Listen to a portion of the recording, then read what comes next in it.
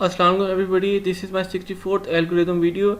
In this task we are given two lists, list 1 and list 2, and we need to find the pairs of a number whose sum is equal to the given sum. In this case it is 10.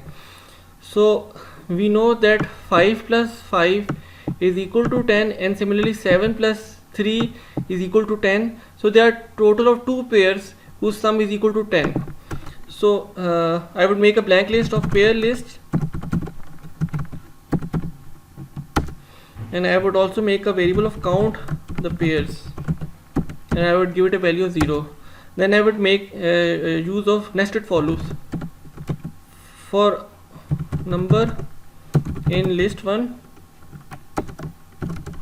or number in list 2 if number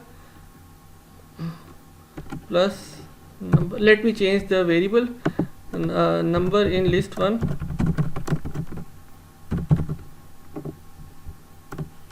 in list 2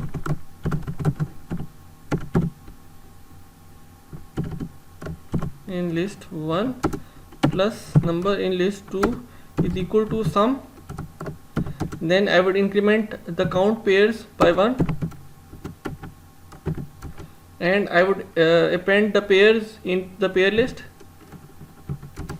Not append, number in list 1 comma number in list 2, and at the end of the nested for loops I would print count pairs, and I would also print the pair list. Now as you can see, there were a total of two pairs whose sum is equal to 10. It was 5 5 and 7 3. Now if I change the question to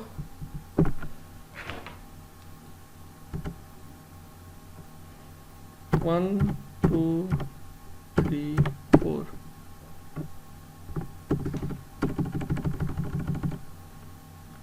5, 6, 7, 8, and I change the sum to 5.